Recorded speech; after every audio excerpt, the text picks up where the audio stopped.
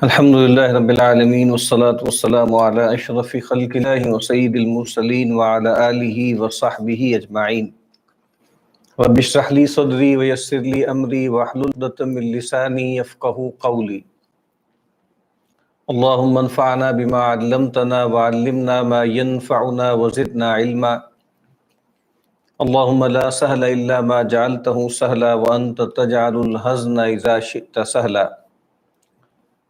آمین یا رب العالمین۔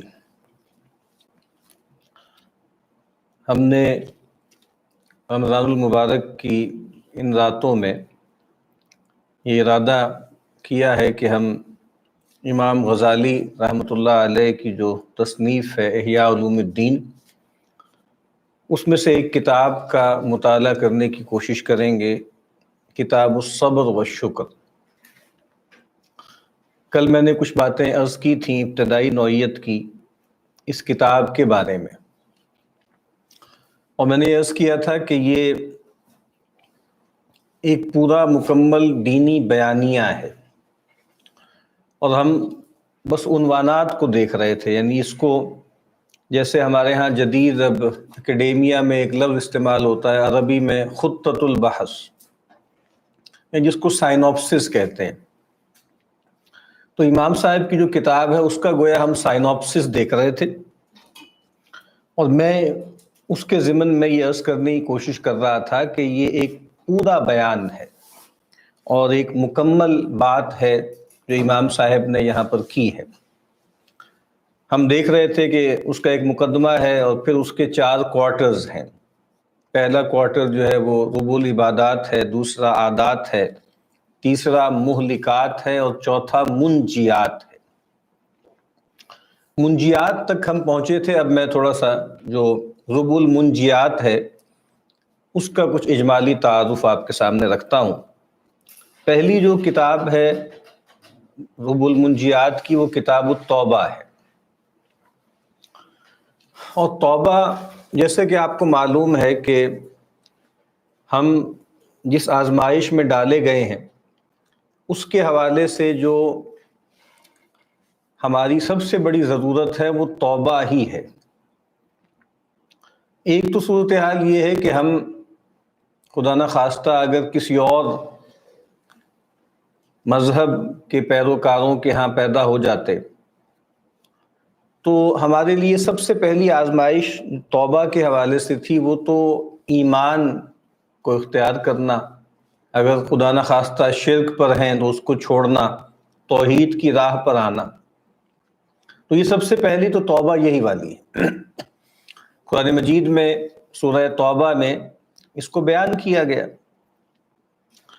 اور فرمایا گیا کہ مشرکین کے بارے میں یہ بات کہی گئی کہ فَإِن تَابُوا، اگر وہ توبہ کر لیں، رجوع کر لیں، پلٹ آئیں، وَأَقَامُوا الصَّلَاةَ وَآتَوُا الزَّكَاةَ، اور نماز قائم کریں اور زکوٰۃ ادا کریں، تو ایک جگہ پر فرمایا ایجابی طور پر فَإِخْوَانُكُمْ فِي الدِّينِ، تو وہ تمہارے دینی بھائی ہیں۔ اور دوسری آیت میں سلبی طور پہ فرمایا کہ فَخَلُّوا سَبِيلَهُمْ، اب ان کی راہ چھوڑ دو، ان پر کوئی دار و گیر نہیں ہوگی۔ تو گویا یہاں توبہ کا مطلب ہے ایمان لانا، شرک اور کفر کو چھوڑ کر توحید اور اسلام کی طرف آنا۔ لیکن ہم لوگ خوش قسمت ہیں، اللہ تعالیٰ نے ہمیں کلمہ گوؤں کے گھروں میں ہمیں پیدا کیا، اور ہم گویا بائی ڈیفالٹ مسلمان ہیں، زیادہ تر لوگ ہم میں سے۔ لیکن ہمارا سب سے بڑا مسئلہ کیا ہے کہ ہم غفلت کا شکار ہو جاتے ہیں، ہم نافرمانی کا شکار ہو جاتے ہیں، ہم بھول جاتے ہیں۔ تو پھر ہمیں گویا اللہ کی طرف بار بار پلٹنے کی ضرورت ہے۔ تو جس کو سلوک کہتے ہیں، سلوک قرآنی کہہ لیجئے، اس کا بھی جو پہلا سٹیپ ہے گویا وہ کیا ہے، وہ توبہ ہے۔ اور سورہ توبہ ہی میں یہ آیت بھی آئی ہے کہ التائبون العابدون الحامدون السائحون، مختلف اوصاف ہیں جو بیان کیے گئے ہیں، تو جو پہلا وصف ہے وہ کیا ہے، وہ توبہ ہے۔ تو بہرحال اسی لیے نجات دلانے والا جو سب سے پہلا وصف ہے وہ کیا ہے، وہ توبہ ہے۔ اس کے بعد یہ کتاب ہے نمبر 2، جس کا ہمیں تھوڑا سا تفصیل سے انشاءاللہ مطالعہ کرنا ہے، کتاب الصبر والشکر۔ اس کے اندر ضمنی طور پر جو ہیڈنگز ہیں وہ میں ابھی عرض کرتا ہوں، لیکن میں پہلے چاہوں گا کہ باقی جو 8 کتابیں ہیں، یہ جو آخری ربع ہے، آخری کوارٹر ہے، اس کو ہم ذرا دیکھ لیں۔ اس کے بعد اگلی کتاب ہے کتاب الخوف والرجاء۔ اب دیکھیے یہ بھی کتنی بنیادی چیز ہے، کتنی اہم چیز ہے کہ ہمیں جس حال میں جینا ہے اس دنیا میں، وہ حال یہی ہے کہ یرجون رحمتہ ویخافون عذابہ۔ جو اللہ کے ماننے والے ہوتے ہیں، اللہ کے بندے ہوتے ہیں، وہ اس کی رحمت کے امیدوار ہوتے ہیں اور اس کے عذاب سے ڈرے کانپے رہتے ہیں۔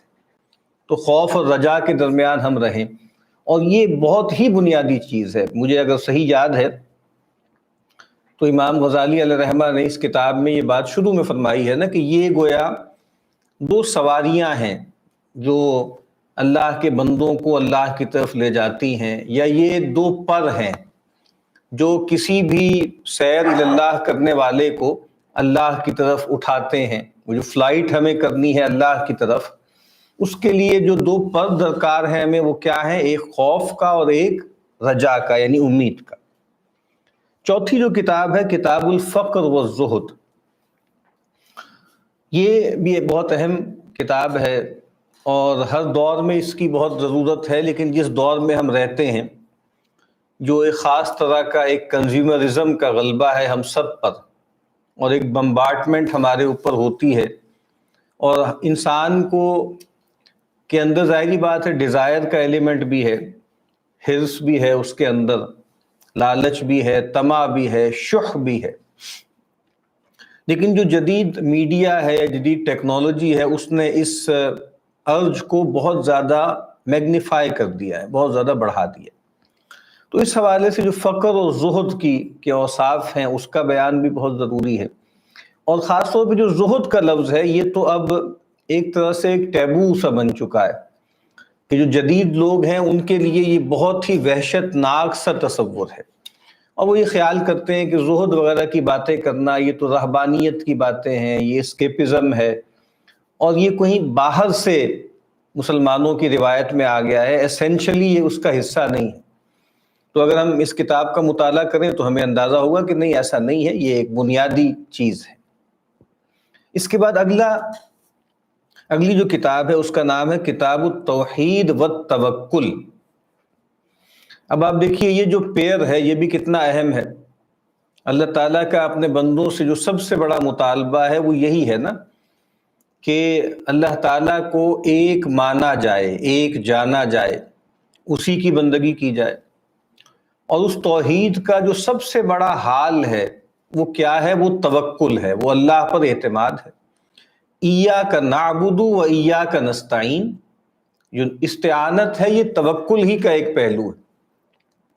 اسی لیے ہم دیکھتے ہیں کہ ریاض الصالحین امام نووی علیہ رحمہ کی جو تصنیف ہے اس میں بھی جو یہ باب ہے اس کا نام یہی ہے، بلکہ وہاں پہ جو باب ہے وہ کتاب الیقین والتوکل ہے، یعنی اللہ پر یقین۔ ظاہری بات ہے اللہ پر یقین کا مطلب ہے توحید پر یقین، اور اس کا سب سے بڑا مظہر کیا ہوتا ہے انسان کے داخل میں، اس کے درون میں؟ وہ گویا توکل ہے، اللہ پر اعتماد۔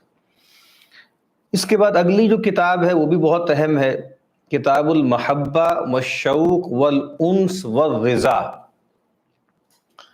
جس کو بندگی ہم کہتے ہیں، اصلاً تو وہ پرستش ہے نا، وہ اللہ تعالیٰ کے ساتھ ایک وارفتگی کا ایک والہانہ تعلق ہے۔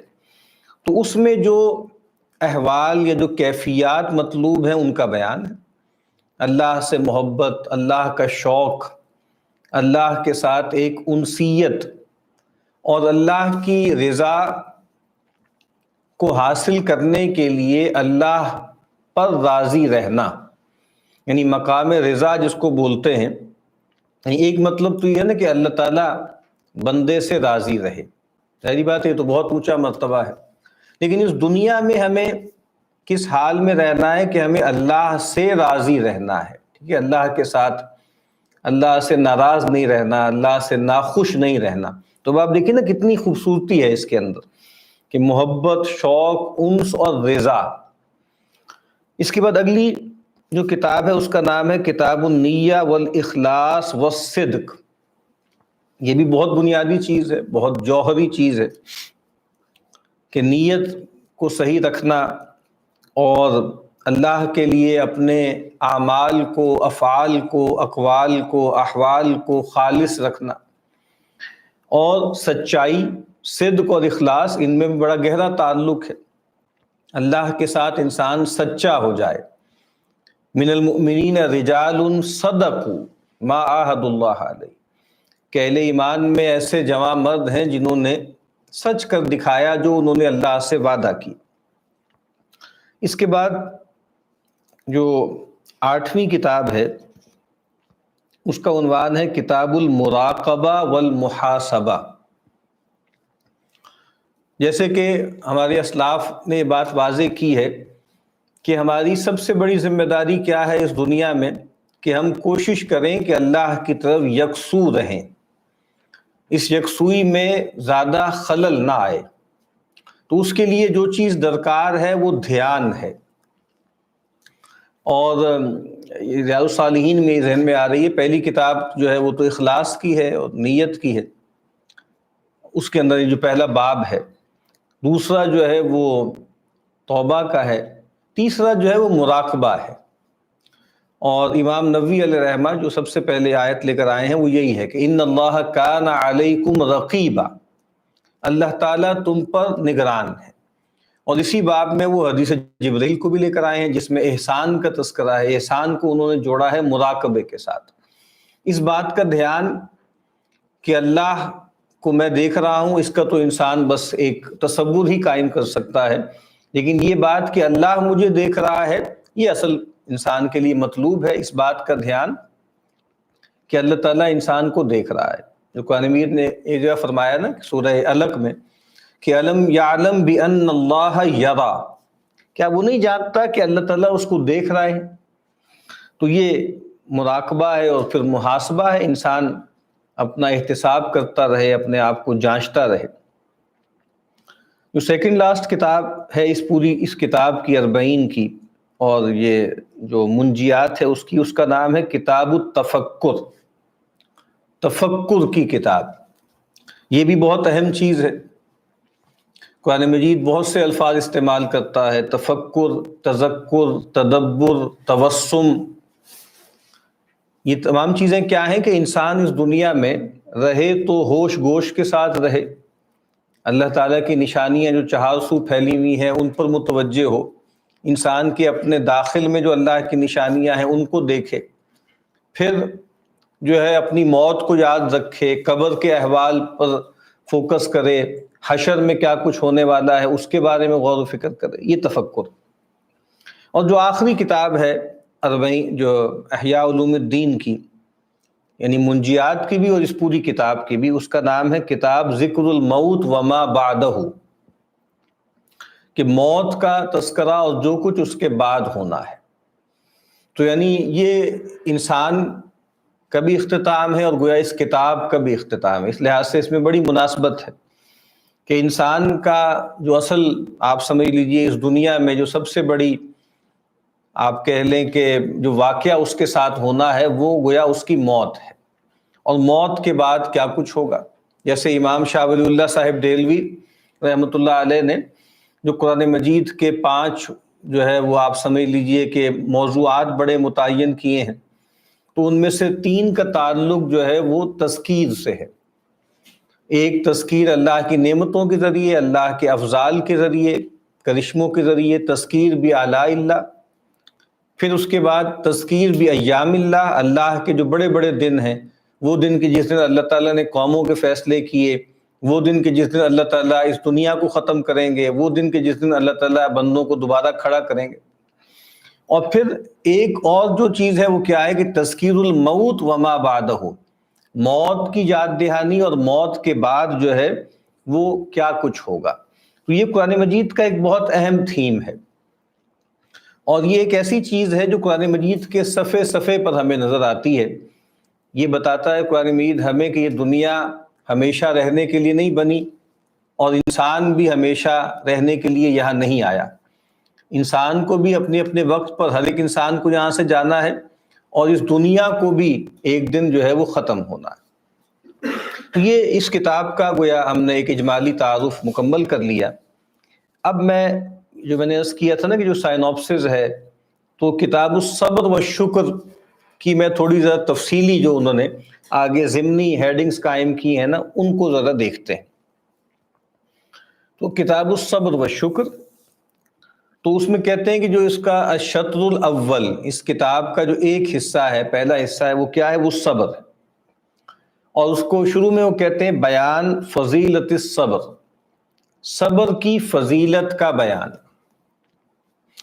دیکھیے یہ بات ہمیں سمجھنی چاہیے کہ اللہ تعالیٰ نے انسانوں کو ایسے خلق کیا ہے، اس کے نفس کو اس طریقے سے گویا پروگرام کیا ہے کہ اس نفس کے اندر بنیادی طور پر دو بڑے داعیات ہیں۔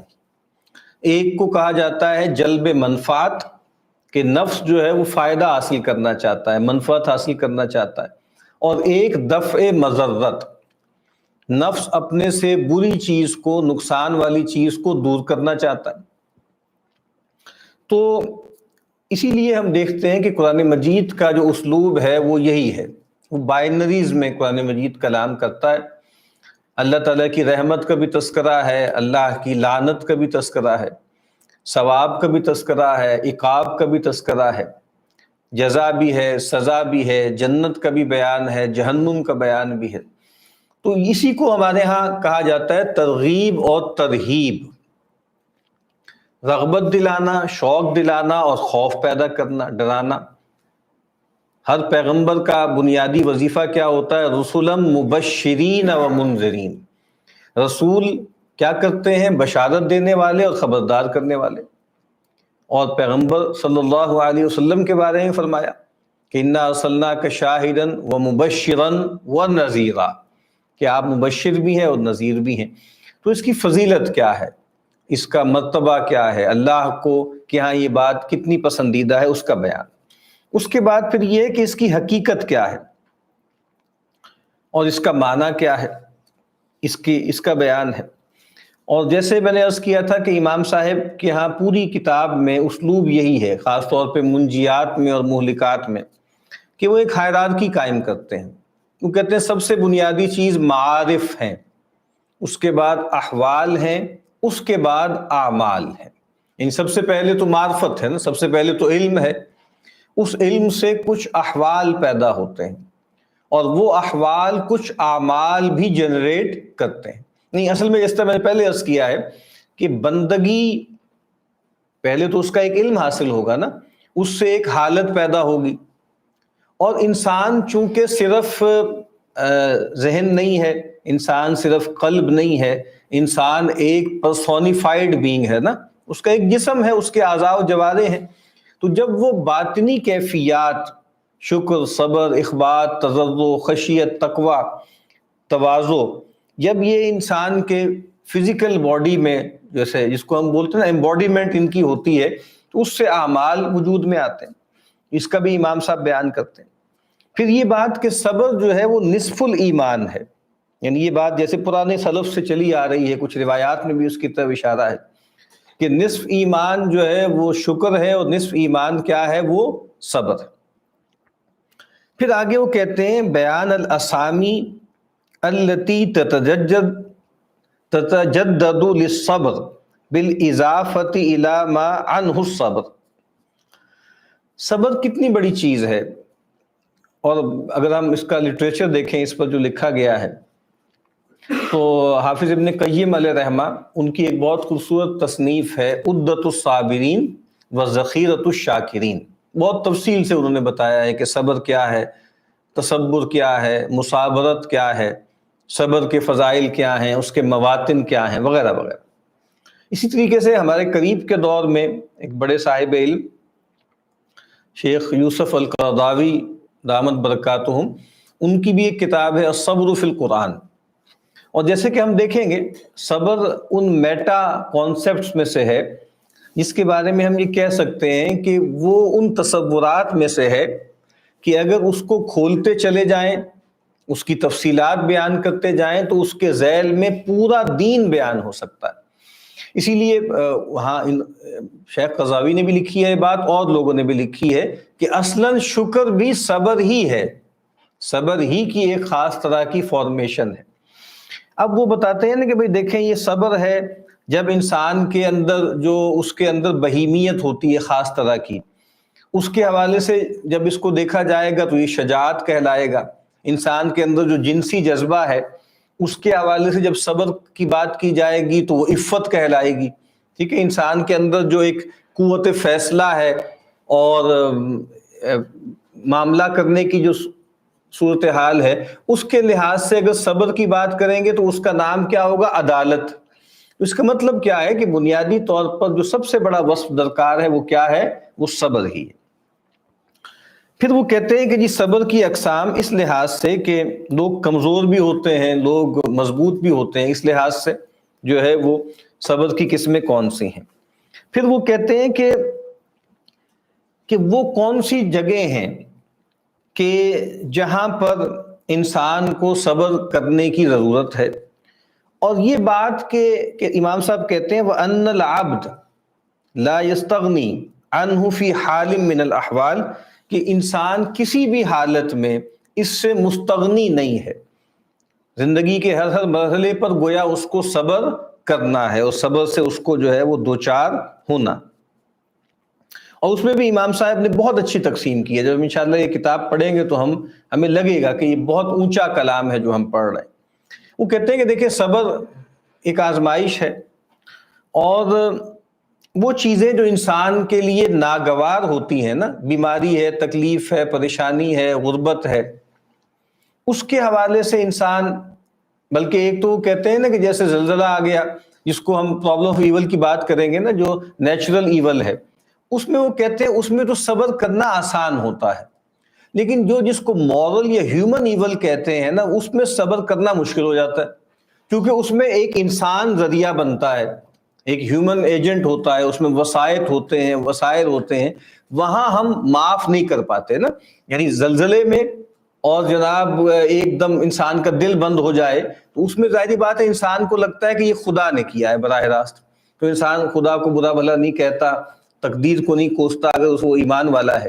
لیکن جب کوئی انسان اس کو نقصان پہنچاتا ہے، کوئی اس کو ظلم کرتا ہے، زیادتی کرتا ہے، حکمران کرتے ہیں جس کو ہم بولتے ہیں سسٹم، اس کے ساتھ جبر کا معاملہ کرتا ہے، یہاں اس کے لیے بڑا مشکل ہو جاتا ہے کہ اس حوالے سے وہ صبر کو کیسے اختیار کرے۔ تو یہ بہت گہری بات ہے، جب اس کا وقت آئے گا تو انشاءاللہ ہم اس پہ بات کریں گے۔ پھر وہ کہتے ہیں کہ صبر کی دوا کیا ہے، یعنی صبر جو ہے وہ انسان جو ہے وہ صبر کی دوا انسان کو استعمال کرنی ہے، اور کیا چیزیں ہیں جو اس پر انسان کی مدد کرتی ہیں۔ اور پھر اس کی تفصیل میں وہ بتاتے ہیں کہ انسان کے اندر بنیادی طور پر جو ہے وہ ایک باعث ہوا ہوتا ہے اور ایک باعث ہدا ہے، ایک باعث دینی ہے اور ایک باعث ہوا ہے، یعنی خواہشات والا ہے، اس کی تفصیل کرتے ہیں۔ تو یہاں تک وہ صبر کی تفصیل کریں گے۔ اس کے بعد وہ کہتے ہیں الشطر الثانی من الکتاب فی الشکر، دوسرا ٹکڑا ہے، دوسرا حصہ ہے اس کتاب کا، وہ شکر سے متعلق۔ اب اس کے بارے میں وہ کہتے ہیں سب سے پہلے تو نفس شکر پہ بات کریں گے، اور اس میں کیا کہیں گے کہ حد شکر و حقیقت ہو، حد کیا ہے، یعنی اس کی ڈیفینیشن کیا ہے اور اس کی حقیقت کیا ہے۔ تو یہ بات بھی گویا بہت اہم ہے کہ شکر کہتے کسے ہیں اور اس کی حقیقت کیا ہے۔ اور جیسے کہ اصولیین کے ہاں یہ ایک قاعدہ ہے اور بیان بھی بہت ہوتا ہے، اور ہر علم میں اس کی بہت اہمیت ہے کہ حکم علی الشیء فرع عن تصورہ، کسی چیز پر اگر آپ کو حکم لگانا ہے، کوئی ججمنٹ پاس کرنی ہے، تو وہ گویا اس کا جو تصور ہے نا، اسی کی ایک فرع ہے۔ اگر آپ کسی چیز کو صحیح سمجھے ہی نہیں ہے تو آپ اس کو صحیح، اس پہ ججمنٹ بھی نہیں پاس کر سکتے۔ اس کے بعد انہوں نے ایک ہیڈنگ قائم کی ہے، اور وہ کیا ہے؟ بیان طریق کشف الغطاء عن الشکر فی حق اللہ تعالی، اللہ تعالیٰ کے حق میں شکر کے حوالے سے کچھ چیزیں مغلق ہیں، کچھ چیزیں بہت پیچیدہ ہیں، باریک ہیں، تو ان پر سے پردہ ہٹانا، ان کو صحیح طریقے سے ڈسائفر کرنا۔ میں بس اجمالی بتا دیتا ہوں جہاں سے وہ شروع کرتے ہیں وہ کتنی اہم بحث ہے. کہتے ہیں دیکھیں عام طور پر جب ہم شکر ادا کرتے ہیں نا تو شکر ہم منعم کا کرتے ہیں نا، جس نے انعام کیا ہے. تو ہوتا کیا ہے، یا تو صورتحال یہ ہوتی ہے کہ اس سے جو منعم ہے اس کی شان بڑھتی ہے، اس کا مرتبہ اونچا ہوتا ہے. ہم اپنے محاورے میں کہیں تو اس کی بلے بلے ہوتی ہے، یعنی گویا وہ میگنیفائی ہو جاتا ہے، وہ آدمی درجے میں بلند ہو جاتا ہے. یا دوسری بات یہ ہوتی ہے کہ وہ جب ہم کسی کے ساتھ شکر گزاری کا معاملہ کرتے ہیں تو یہ ایک طرح کی سپورٹ بھی ہے اس کے لیے، یہ ایک طرح کی اعانت بھی ہے اس کے حق میں. تو کتنی اہم بات امام صاحب کہتے ہیں. تو کیا اللہ تعالیٰ کے معاملے میں یہ دو باتیں باور ہو سکتی ہیں؟ یعنی کیا ایسا ہے کہ ہم اللہ تعالیٰ کا شکر ادا کریں اور ہم شاکر بن جائیں، شکور بندے بن جائیں، تو کیا اس سے اللہ کے مرتبے میں کوئی اضافہ ہو جائے گا؟ اور کیا اگر ہم اللہ تعالیٰ کے لویل ہو جائیں اور ہم اس کے باج گزار بن جائیں اور ہم اس کے سامنے جو ہے وہ واہ واہ کرنے والے بن جائیں اور اس کے جو ہے وہ حماد بن جائیں، تو کیا اس سے اللہ تعالیٰ کے معاذ اللہ کو رکے ہوئے کام بن جائیں گے؟ تو کتنی اہم بات ہے جہاں سے وہ بات شروع کرتے ہیں. اور یہاں پھر وہی اللہ کا جو وصف ہے نا کہ هو الغنی، وہ غنی ہے اور وہ ہر دو جہاں سے بے نیاز ہے، اس کا بیان ہوگا اور بہت عمدگی کے ساتھ ہوگا. پھر اس کے بعد کہتے ہیں کہ اس بات کا دھیان تمییز ما یحبہ اللہ تعالی اما یکرہہ، کہ آپ اس بات کو دیکھیں کہ وہ کون سی چیزیں ہیں جس سے اللہ تعالیٰ خوش ہوتے ہیں اور کون سی چیزیں ہیں جس سے اللہ تعالیٰ ناپسند کرتے ہیں. بظاہر تو یہ بات بہت سیریس ہی ہے، لیکن شکر کی بات ہو رہی ہے، یعنی شکر کے اندر ایک طرح سے راضی رہنا بھی ہے نا. تو کہتے ہیں کوئی آدمی کہے کہ اچھا جی میں تو کفر پہ راضی ہوں جی اور میں نماز نہ پڑھنے پہ شاکر ہوں، تو یہ والا شکر تو مطلوب نہیں ہے. یہ بڑا شکر ہے جی کہ ہم جو ہے بس ٹھیک ہے کچھ بھی نہیں کر رہے ہیں لیکن اس کے باوجود عذاب نہیں آ رہا. تو کیا ہم اس پہ راضی ہو سکتے ہیں؟ نہیں، اس پہ ہم راضی نہیں ہو سکتے. اور اسی طریقے سے اللہ سے دوری پہ ہم ثابت ہو جائیں، اللہ سے جو ہے وہ علیحدگی پر اور اللہ کی جہنم پہ ہم صبر کر لیں. جو قرآن مجید ایک جگہ کہتا ہے فما اصبرہم علی النار، بہت عجیب سا انداز ہے کہ یہ تو بڑے ہی لگتا ہے کہ بڑے ہی متحمل مزاج لوگ ہیں جی، اور لگتا تو یہ ہے کہ جیسے جہنم پہ انہوں نے صبر کر لیا. نہیں، کچھ چیزوں پہ ہم صبر نہیں کر سکتے اور ہم کہیں گے اللہ ہم سے نہیں جھیلی جا سکتی، ہم برداشت نہیں کر سکتے. تو جہنم پہ ہم صبر نہیں کر سکتے، اللہ کے سے کفر پہ ہم صبر نہیں کر سکتے. یہ بھی ایک بہت گہری بات ہے، اس کو امام صاحب کھولیں. اس کے بعد کہتے ہیں کہ بھائی جو ارکان شکر ہیں اور وہ کون کون سی چیزیں ہیں، ما علیہ شکر، کن کن چیزوں پہ شکر کرنا ہے. سبحان اللہ، کبھی آپ اس کو پڑھیے گا تو کہتے ہیں کہ نعمت کی حقیقت کیا ہے، اس کی اقسام کیا ہے. اور قرآن مجید نے کہا ہے نا کہ وَإِن تَعُدُّوا نِعْمَةَ اللَّهِ لَا تُحْصُوهَا، اگر تم اللہ تعالیٰ کی نعمتوں کو شمار کرنے لگو گے تو تم گن نہیں پاؤ گے، تم احاطہ نہیں کر پاؤ گے. اور کہا وَمَا بِكُم مِّن نِعْمَةٍ فَمِنَ اللَّهِ، جو کچھ بھی نعمتیں تمہارے پاس ہیں، چاہے وہ مانوی ہیں چاہے وہ مادی ہیں، وہ سب کے سب اللہ تعالیٰ کی طرف سے ہیں. اب وہ کہتے ہیں کہ جی تھوڑی سی ہم سیمپل، انموذج کہتے ہیں، سیمپل ہم بیان کرتے ہیں اللہ تعالیٰ کی نعمتوں پر، اور کہتے ہیں کہ ان کا تسلسل بھی بیان کریں گے کہ اللہ کی نعمتیں کتنی زیادہ ہیں، کتنی مسلسل ہیں. یعنی اس وقت جو میں آپ کے سامنے بیٹھ کر بات کر رہا ہوں اور آپ جو میری بات جو بھی لوگ سن پا رہے ہیں، اس سارے عمل میں اللہ تعالیٰ کی کتنی نعمتیں جو ہیں ہمارے سامنے آتی. ہمارے ایک بزرگ ڈاکٹر صاحب سے بڑے نیک آدمی اللہ والے فوت ہو گئے. وہ یہ بات کہا کرتے تھے کہ بھئی لوگ کہتے ہیں کہ یار یہ فلاں مسئلہ ہو گیا، فلاں مسئلہ ہو گیا، حیرت ہوتی ہے، گھٹنے کا مسئلہ ہو گیا اور جناب کمر کا مسئلہ ہو گیا اور گردوں کا اور دل کا.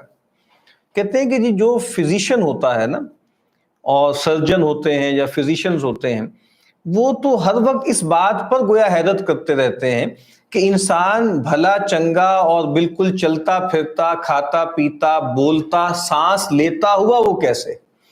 یعنی اصل میں تو معجزہ یہ ہے نا، اس وقت بھی اگر ہمارا سکین کیا جائے تو پتہ نہیں کتنے سینکڑوں پروسیجرز جو پروسیسز ہمارے اندر چل رہے ہیں، اور آپ دیکھیے کوئی تھوڑی سی ایک ریڈنگ جو ہے وہ آؤٹ ہوتی ہے اور ہمیں پتہ لگ جاتا ہے کہ بھئی ہمارے ساتھ جو ہے ہم کن نعمتوں میں گویا جی رہے تھے۔ تو اتنی زیادہ نعمتیں ہیں جس کا ہم احاطہ بھی نہیں کر سکتے، احصاء بھی نہیں کر سکتے۔ اب دیکھیں تھوڑا سا امام صاحب اس کی تفصیل کرتے ہیں، کہتے ہیں سب سے پہلے اللہ تعالیٰ کی وہ نعمتیں جو اللہ تعالیٰ نے ادراک کے اسباب جو ہیں وہ پیدا کیے ہیں، ادراک کے اسباب جو پیدا کیے، کہ آپ دیکھیے کہ اگر اللہ تعالیٰ چاہتا تو انسانوں کو فری ول ہی نہ دیتا، اور انسان جو ہے وہ آنکھ کان نہ دیتا، اس کو جو ہے فؤاد نہ دیتا، اور کوئی چیزیں مدرکات بھی کوئی نہ ہوتے، لیکن اللہ تعالیٰ نے مدرکات بھی پیدا کیے۔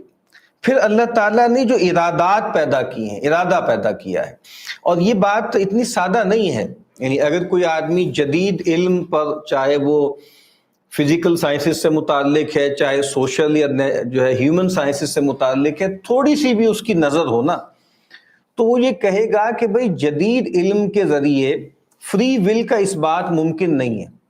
یعنی ہر جگہ بحث یہی ہوگی کہ رینڈمنس اور چانس ہے اور جبر ہی جبر ہے۔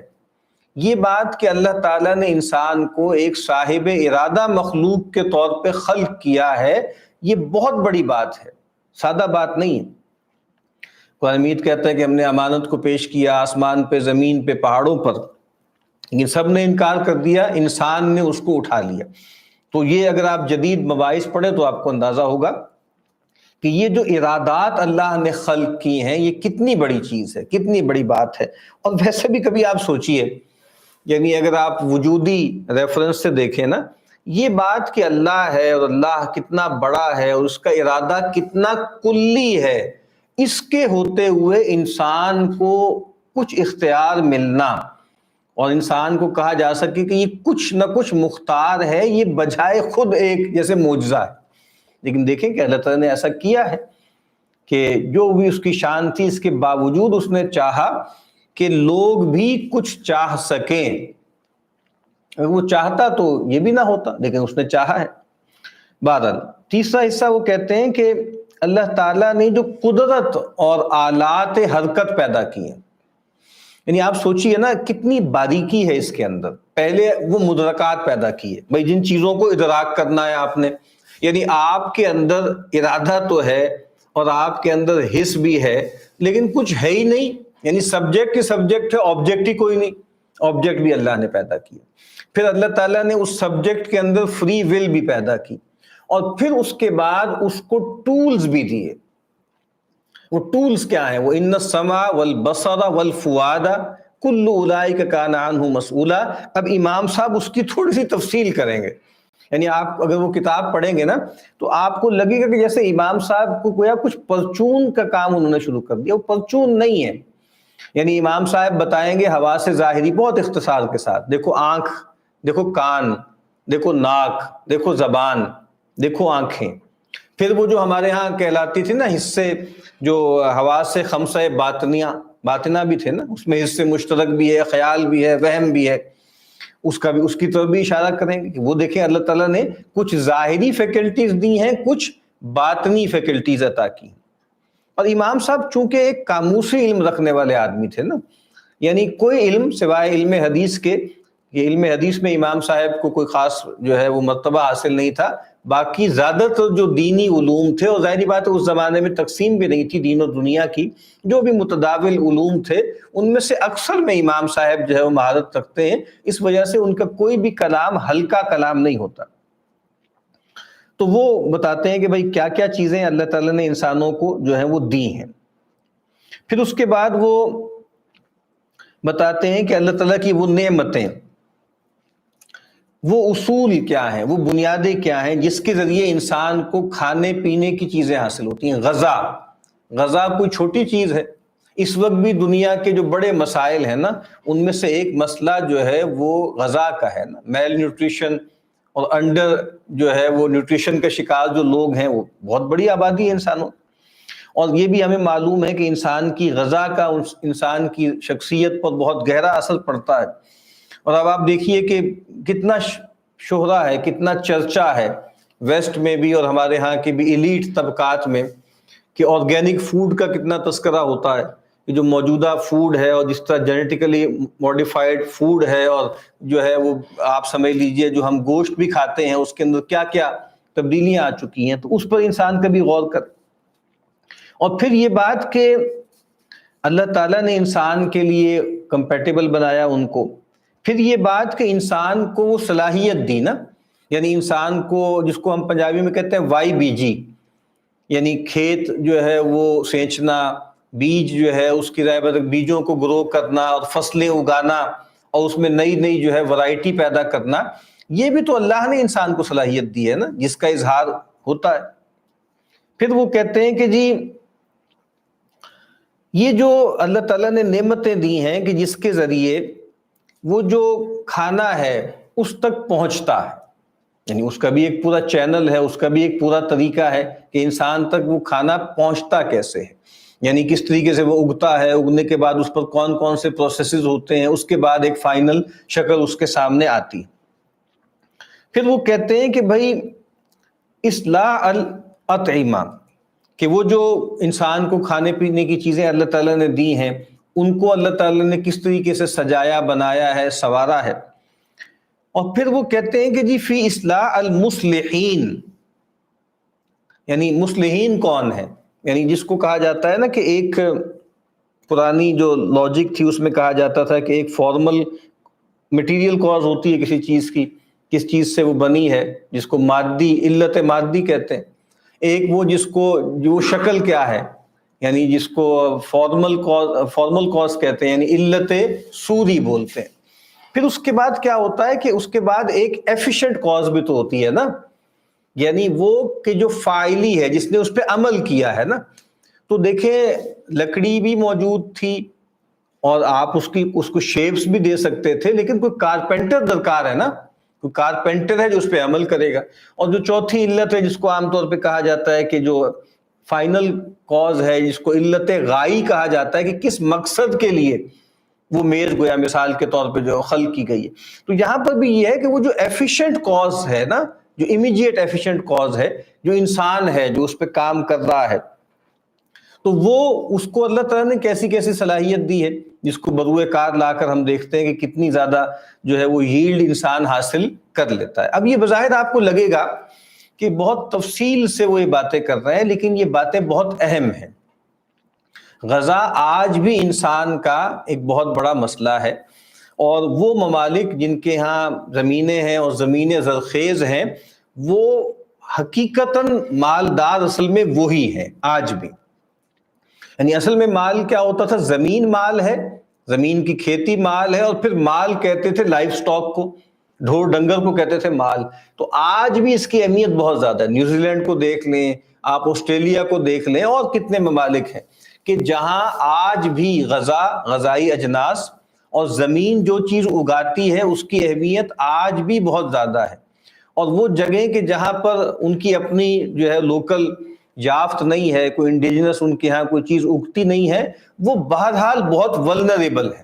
یعنی اگر ان کے پاس تیل بھی ہے، ان کے پاس گیس بھی ہے، لیکن ان کے پاس جو ہے وہ گندم نہیں ہے مثال کے طور پہ، ان کے پاس چاول نہیں ہے، ان کے پاس سیریلز نہیں ہے، اور چیزیں نہیں ہیں، تو وہ بہرحال بہت ولنریبل ہیں، بہت خطرے میں ہیں۔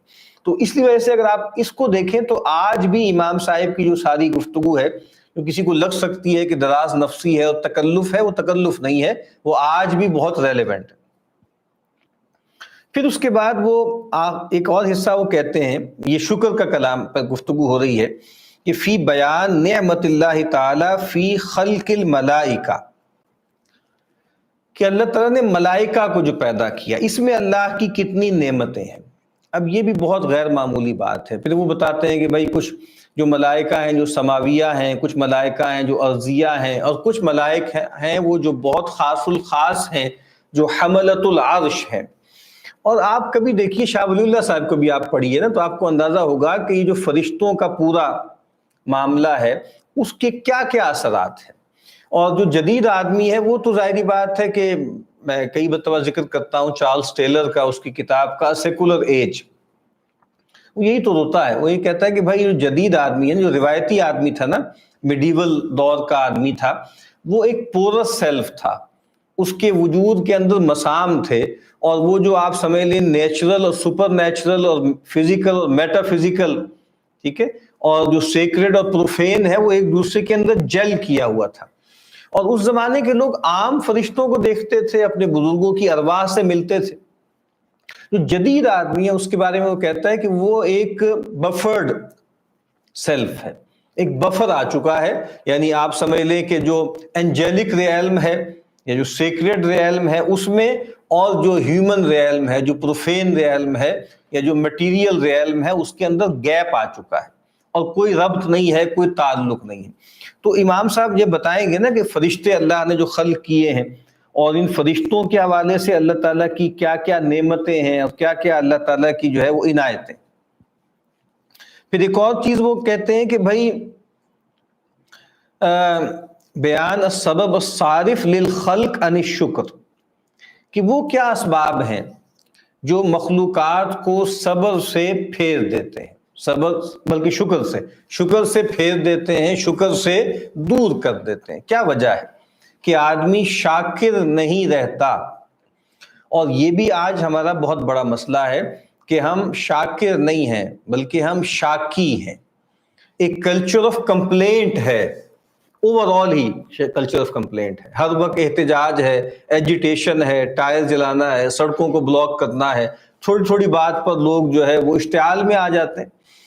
تو یہ جو کمپلینٹ ہے نا، یہ ایسا نہیں ہے، یہ اسی کا رخ ہے۔ اللہ سے بھی چونکہ ہم معاذ اللہ شاکی ہو گئے ہیں، تو ہم ہر بندے سے بھی شاکی ہیں، اور اس نے یہ کر دیا، اس نے وہ کر دیا۔ تو یہ جو کلچر آف کمپلینٹ ہے، یہ جدید عہد کی ایک نحوست ہے، تو اللہ کے ساتھ بھی ہوتا ہے، بندوں کے ساتھ بھی ہوتا ہے۔ تو جو اللہ کے ساتھ شکر گزاری کا تعلق نہیں رکھتا، وہ بندوں سے بھی شاکی رہتا ہے۔ اسی لیے اللہ کے نبی صلی اللہ علیہ وسلم نے فرمایا کہ من لم یشکر الناس لا یشکر اللہ، کہ جو انسانوں کا شکر ادا نہیں کرتا وہ اللہ کا شکر بھی ادا نہیں کرتا، چونکہ مزاج تو ایک ہی ہوتا ہے نا۔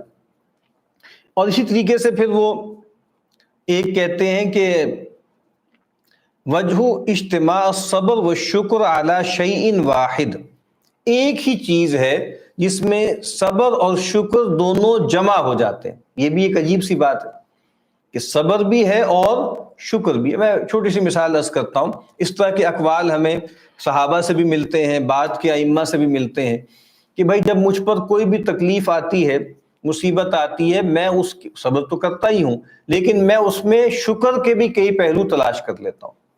ایک پہلو سب سے بڑا کیا ہے کہ جتنی تکلیف آئی تھی اس سے زیادہ بھی تو آ سکتی تھی نا۔ یعنی آدمی ایکسیڈنٹ ہو گیا اور وہ پیرالائز ہو گیا اور جناب وہ کمر اس کی جواب دے گئی، اور وہ پھر ساری زندگی بیڈ پر ہی گزارے گا۔ لیکن اس کے جو محبت کرنے والے ہیں ان سے آپ پوچھئے، وہ یہی کہیں گے نا کہ بھئی بہرحال جان تو بچ گئی نا، زندہ تو ہے، سینسز ہیں، بات کر سکتا ہے، گفتگو کر سکتا ہے، بہت زیادہ ڈسیبل ہو گیا ہے، بہت کمپرومائز ہو گیا ہے، لیکن کہتے ہیں بھئی جان بچ گئی۔ اسی طریقے سے کوئی آدمی ہے، وہ کیا ہوتا ہے کہ بھئی بہت زور سے چوٹ لگی، خراش آ گئی، اور وہ کہتے ہیں یار ہڈی تو بچ گئی، یار چلو شکر ہے، خراش بہت سخت آئی ہے، بہت زیادہ ہوا ہے، لیکن کہتے ہیں یہ ہڈی بچ گئی۔ تو ایک پہلو یہ بھی تو ہے نا، اس تکلیف میں صبر کے ساتھ شکر کا ایک پہلو ہے۔ دوسرا پہلو کیا ہے کہ وہ تکلیف جو ہے وہ اگر جو ہے وہ دین پر نہیں آئی نا، دنیاوی معاملات پر آئی ہے۔ اور تیسری بات یہ ہے کہ بھائی یہ دنیا میں آئی ہے نا، آخرت میں تو نہیں آئی۔ تو مثال کے طور پر گویا امام صاحب یہاں اس پہ واضح کریں گے کہ ایک ہی چیز ہوتی ہے جس میں صبر اور شکر جو ہے وہ دونوں جمع ہو جاتے ہیں۔ اور پھر وہ آخر میں کہتے ہیں کہ فضل النعمت علی البلاء، کہ بھائی جو انسان بلا پر، جو انسان جو ہے نعمت کا معاملہ ہوگا اس کو دیکھے اور اس کے حوالے سے جو ہے وہ اپنا احتساب کرے۔ اور آخر میں وہ کہتے ہیں کہ آخری حصہ ہے کہ یہاں پر صبر اور شکر کو وہ دونوں لے کر آتے ہیں، بتاتے ہیں کہ ان دونوں میں آپس میں ارتباط کیا ہے، ان میں آپس میں تعلق کیا ہے۔ تو یہ میں نے اجمالی طور پر یہ جو کتاب الصبر و شکر ہے اس کا میں نے کچھ تعارف آپ کے سامنے رکھ دیا۔ جیسے کہ میں نے عرض کیا تھا کہ یہ اہم ٹاپک ہے صبر کا اور شکر کا، حافظ ابن قیم علیہ رحمہ کی تصنیف کا میں نے تذکرہ کیا، بالکل قریب کے دور میں شیخ القرضاوی کی کتاب کا تذکرہ کیا، پھر ایک مختصر سی تحریر ہے امام ابن تیمیہ علیہ رحمہ کی، اور قاعدہ فی الصبر کے نام سے، بلکہ انشاءاللہ ہم یہ جو مطالعہ ہے نا احیاء علوم الدین کی سے پہلے وہ چند صفحے ہیں، اس کا ہم اجمالی مطالعہ کر لیں گے۔ امام ابن تیمیہ علیہ رحمہ کا چھوٹا سا ایک رسالہ ہے قاعدہ فی الصبر کے نام سے، اس کو دیکھیں۔ اب آج کچھ وقت کم رہ گیا ہے، میں چند باتیں عرض کر دیتا ہوں اس موضوع کی اہمیت کے حوالے سے۔ دیکھیے، میں نے پہلے بھی کہا تھا کہ یہ ہمارا سب سے بڑا وجودی مسئلہ ہے، اور جیسے علماء یہ بات لکھتے ہیں کہ دیکھیں 3 طرح کے ایبورڈز ہوتے ہیں، 3 طرح کے لوکیل ہوتے ہیں۔ ایک ایبورڈ ہے، ایک محل ایسا ہے کہ جہاں خیر ہی خیر ہے، بھلائی ہی بھلائی ہے، نعمت ہی نعمت ہے، راحت ہی راحت ہے، اور وہ جگہ کون سی ہے؟ وہ جگہ جنت ہے، ٹھیک ہے؟ وہ جنت ہے جہاں پر انسان سے حزن ختم ہو جائے گا۔ الحمدللہ الذی اذھب عنا الحزن، حزن ختم ہو جائے گا، تکلیف ختم ہو جائے گی، مصیبت ختم ہو جائے گی، راحت ہی راحت ہے۔ وَلَكُمْ فِيهَا مَا تَشْتَهِي أَنفُسُكُمْ وَلَكُمْ فِيهَا مَا تَدَّعُونَ، اور کہا کہ مَا تَشْتَهِيهِ الْأَنفُسُ وَتَلَذُّ الْأَعْيُنُ، وہ جنت ہے، وہ شکر ہی کا مقام ہے، اور اسی لیے وہاں پر تحمید اور تسبیح انسان کو الہام کر دی جائے گی، جیسے سانس چلتی ہے نا، اس طریقے سے انسان گویا آٹو پہ تسبیح اور تحمید اللہ کی کرتا رہے۔ دوسرا جو محل ہے وہ جہنم ہے۔ وہ کیا ہے؟ وہ تکلیف ہی تکلیف ہے، وہ اذیت ہی اذیت ہے، وہ پریشانی ہی پریشانی ہے، لا یموت فیہا ولا یحیا، اور مصیبت ہے، اور آخری درجے کی مصیبت و تکلیف ہے۔ لیکن ایک وہ ایبورڈ ہے کہ جہاں راحت اور غم، تکلیف اور آسانی، عسر اور یسر، بیماری اور صحت، تونگری اور فقر، ٹھیک ہے، اور اقتدار اور مغلوبیت، یہ جمع ہوتی ہے، یہ ساتھ ساتھ چلتی ہے، اور وہ کیا ہے؟ وہ دنیا ہے۔ اسی لیے بہت سے مفسرین نے اس طرف اشارہ کیا ہے۔ قرآن مجید جو ایک ایکسپریشن استعمال کرتا ہے نا کہ لا خوف علیہم ولا ہم یحزنون، اور علماء فرماتے ہیں کہ یہ خوف کا تعلق عام طور پہ مستقبل سے ہوتا ہے، انسان مستقبل کے اندیشوں میں جیتا ہے، اور حزن کا تعلق عام طور پہ ماضی سے ہوتا ہے، انسان ماضی کے پچھتاووں میں، اس کی جو ایگنیز ہیں، اس کے جو کرب ہیں، اس میں جیتا۔ تو کچھ علماء یہ کہتے ہیں کہ جو لا خوف علیہم ولا ہم یحزنون ہے، یہ ٹھیک ہے کہ اس دنیا میں نیک لوگ، صالحین، اولیاء کم متاثر ہوتے ہیں، کم جو ہے وہ ان چیزوں میں سے تاثر قبول کرتے ہیں، لیکن اصلاً یہ ایکسپریشن جنت کے لیے ہے۔ یعنی لا خوف علیہم ولا ہم یحزنون کا مطلب کیا ہے؟ کہ اولیاء اللہ کو اللہ تعالیٰ جنت میں جگہ دیں گے، یعنی وہ جنت میں جائیں گے۔ جنت وہ جگہ ہے جہاں نہ ماضی کے پچھتاوے ہیں، نہ وہاں پر مستقبل کے اندیشے ہیں۔ دنیا میں بہرحال یہ معاملات رلے ملے چلتے رہیں گے، اور اس کو اس لحاظ سے بھی دیکھ لیجئے کہ اللہ تعالیٰ کے جو سب سے مقرب بندے ہوتے ہیں، اور جیسے یہ بات کہی جاتی ہے کہ انسان کامل، ہر دور میں جو انسان کامل ہوتا ہے وہ اس دور کا نبی ہوتا ہے، پیغمبر ہوتا ہے، وہ انسان کامل ہوتا ہے۔ لیکن وہ جو انسان کامل ہیں، جو ہر لحاظ سے بہت اونچے ہیں، تہذیب نفس میں بھی، اور اخلاق میں بھی، کردار میں بھی، بندگی میں بھی، ہر دینی وصف میں اپنے کمال پر ہوتے ہیں نا، اسوہ ہوتا ہے ہر پیغمبر اپنی امتیوں کے لیے۔ لیکن ہم دیکھتے ہیں کہ تکلیف ان پر بھی آئی، اور وہ بھی آزمائش سے گزارے گئے۔ ایک کرسچن آتھر نے بڑی عجیب سی بات کہی، اور آپ کو پتہ ہے کہ جو عیسائی ہیں وہ سیدنا مسیح علیہ السلام کو صرف پیغمبر تو نہیں مانتے نا، پیغمبر تو ہم مانتے ہیں ان کو، وہ تو ان کو معاذ اللہ ابن اللہ کہتے ہیں، وہ تو کہتے ہیں کہ اللہ کے بیٹے تھے، صلبی بیٹے تھے۔ تو ایک صاحب نے ایک جملہ لکھا، اس نے کہا کہ God has many God has a child without sin, but he don't have a child without suffering. Child کا لفظ ویسے بھی عام طور پہ استعمال ہوا ہے کہ آسمانی باپ کا، کہ خدا کا ایک بیٹا یعنی خدا کا ایک بندہ ایسا ہے جو گناہ کے بغیر ہے، یعنی ان کو تصور یہی ہے کہ مسیح تو آئے ہی ریڈیم کرنے تھے، وہ تو اس اوریجنل سن سے نجات دینے کے لیے آئے تھے نا، تو ان کے خیال کے مطابق تو پھر آدم بھی گناہ گار تھے اور جو پیغمبر بھی آتے رہے وہ بھی گناہ گار تھے، یعنی ان کے یہاں تو پیغمبروں کے یہاں بھی اس طرح کی عصمت تو نہیں پائی جاتی نا، کیونکہ سیدنا مسیح علیہ السلام بہرحال بنی اسرائیل کے تو خاتم تھے نا، آخری نبی تھے، تو اس سے بہرحال یہ نتیجہ بھی ایک تھیولوجیکل نکلتا ہے کہ وہ اپنے پرانے پیغمبروں کو بھی اس طریقے سے معصوم نہیں سمجھتے۔ تو بہرحال وہ یہ کہتے ہیں کہ بھئی ایک پیغمبر ایسا ہے یا ایک بیٹا اللہ کا ایسا ہے معاذ اللہ کہ جو سن کے بغیر ہے، لیکن سفرنگ کے بغیر تو وہ بھی نہیں ہے نا۔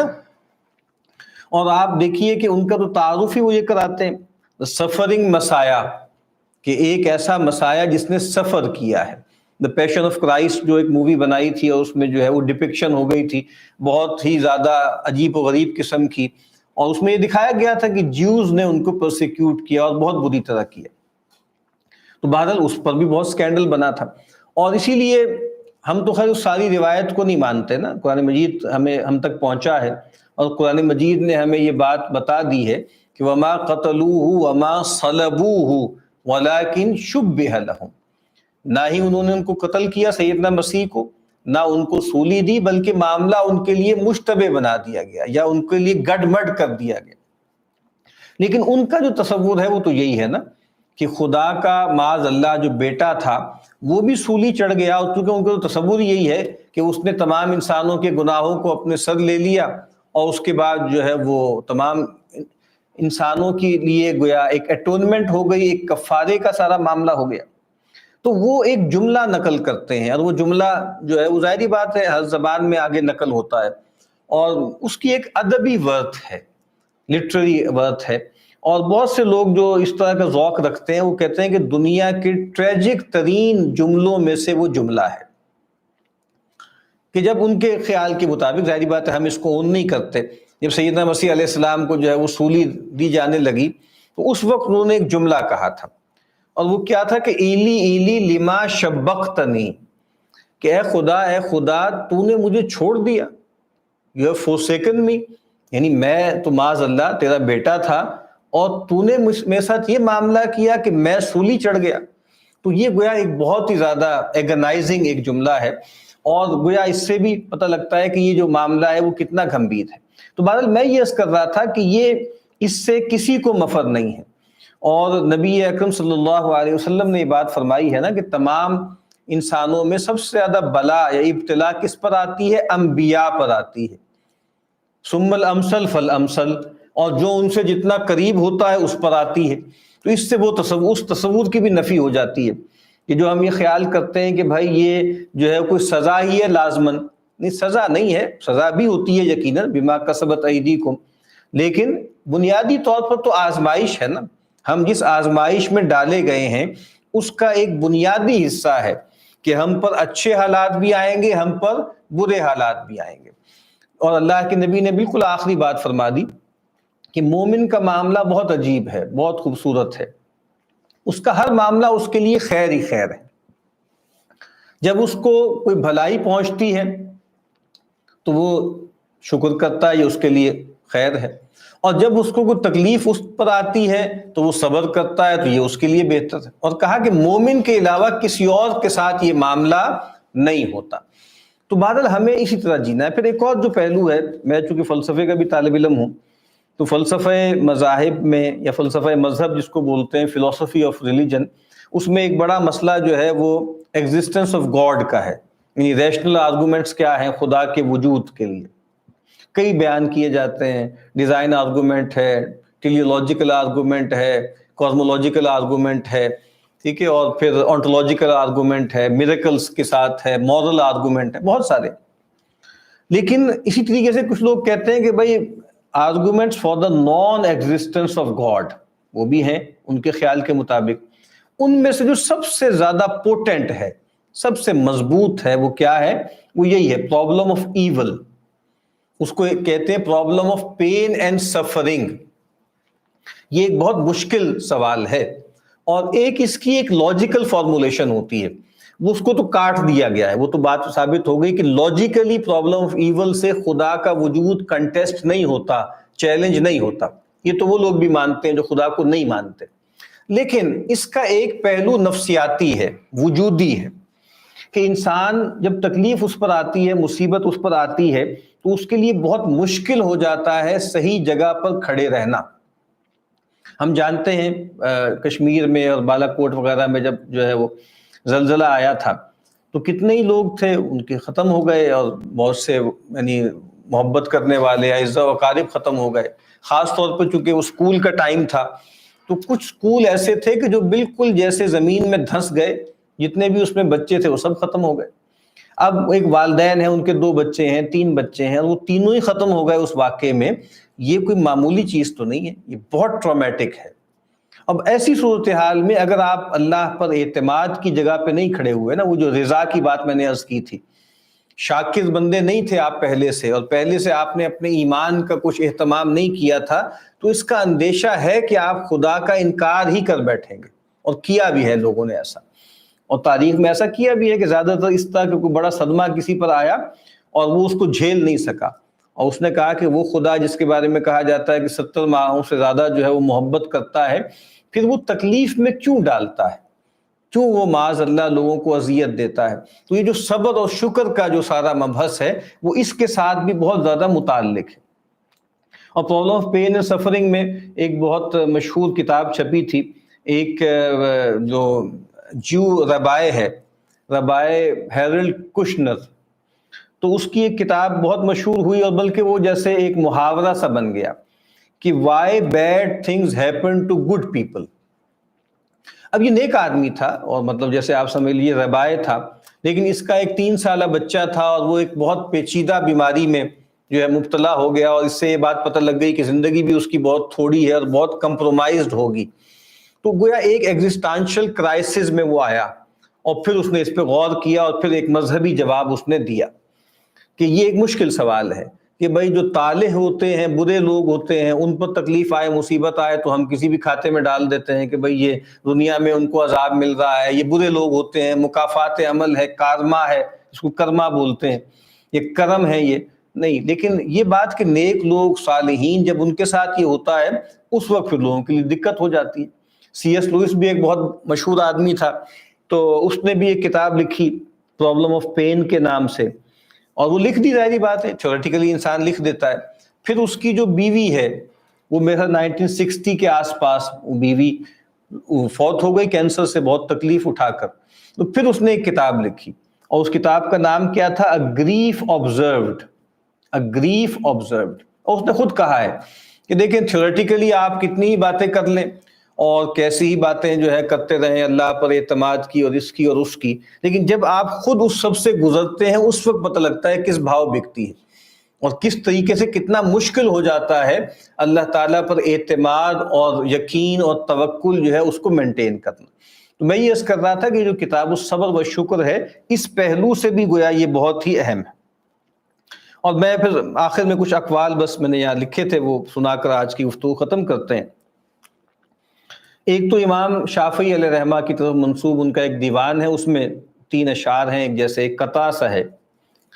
امام شافعی فرماتے ہیں الدہر یومان ذا امن و ذا خطر، کہ زمانہ 2 دنوں کا نام ہے، 2 دنوں کا مجموعہ ہے. کچھ ایسا ہے جس میں امن ہوتا ہے، کچھ ایسا ہوتا ہے جس میں اندیشے ہوتے ہیں.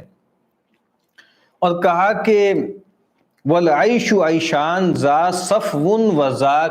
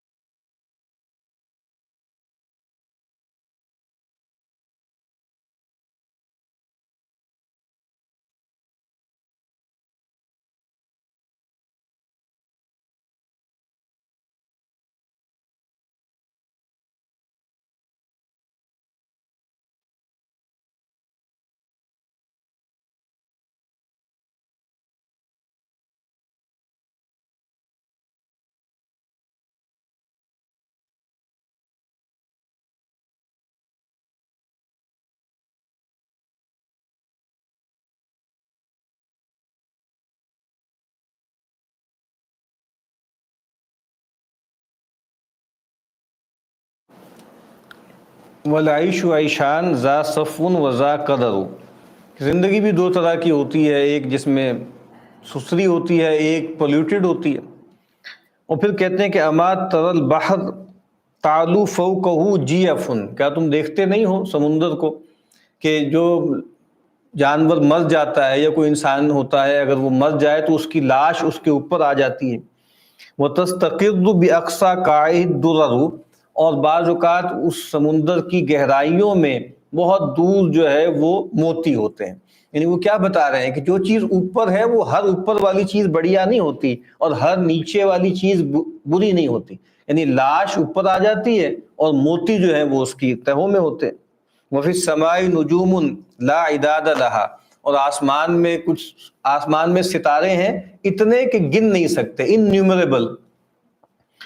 وَلَيْسَ يَكْسِفُ إِلَّا الشَّمْسُ وَالْقَمَرُ، کتنے ستارے ہیں آسمان میں، لیکن کسوف کہاں ہوتا ہے، گرہن کس کو لگتا ہے؟ تو گرہن جو لگتا ہے وہ سورج اور چاند کو لگتا ہے۔ وہ بتانا چاہ رہے ہیں کہ جو بڑے لوگ ہوتے ہیں نا، اونچے لوگ ہوتے ہیں، تو انہی کے ساتھ بڑے معاملات بھی ہوتے ہیں، انہی کے ساتھ بڑے جو ہے وہ خرابیاں بھی آتی ہیں، مصیبتیں بھی آتی ہیں۔ سیدنا علی رضی اللہ تعالیٰ عنہ کی طرف بھی منسوب اس طرح کا مشہور ہے ان کا، آپ کہہ لیں کہ قول ہے کہ الدہر یومان، کہ زمانہ دو دنوں کا نام ہے، کہ یوم لکا و یوم علیکا، ایک دن تمہارے حق میں ہوتا ہے اور ایک دن تمہارے خلاف ہوتا ہے۔ جو تمہارے حق میں ہے گویا تمہیں شکر کرنا ہے، اور جو تمہارے خلاف ہے اس میں جو ہے وہ صبر کرنا ہے۔ تو کہتے ہیں کہ فَإِذَا كَانَ لَكَ فَلَا تَبْتَرْ، تو جو تمہارے حق میں ہو تو پھر اکڑنا مت، اترانا مت۔ یعنی شکر کا کیا مطلب ہے کہ اتراؤ نہیں، اکڑو نہیں، تفاخر نہ کرو، تبختر نہ کرو۔ وَإِذَا كَانَ عَلَيْكَ فَاصْبِرْ، اور اگر کوئی دن تمہارے خلاف ہے تو صبر کرو۔ اور پھر ایک اور بہت خوبصورت قول ہے، معلوم نہیں کس کا ہے لیکن سلف کے حوالے سے نقل ہوتا ہے، کیا خوبصورت بات ہے، کہتے ہیں لولا المصائب لوردنا یوم القیامت مفالیس، اگر مصائب نہ ہوتے، تکلیفیں نہ ہوتی، پریشانیاں نہ ہوتی تو ہم تو قیامت کے دن بالکل مفلس لوگوں کی طرح حاضر ہوتے، کچھ پلے ہوتا ہی نہیں ہمارے۔ یعنی ہمیں جو اللہ نے کچھ نوازا ہے نا، اور کچھ گناہ ہمارے جھڑ گئے ہیں یا کچھ ہماری جیب میں پونجی ہے، تو وہ پونجی ہے ہی تکلیفوں کی وجہ سے، مصیبتوں کی وجہ سے، جس کی وجہ سے اللہ نے ہمیں نوازا ہے۔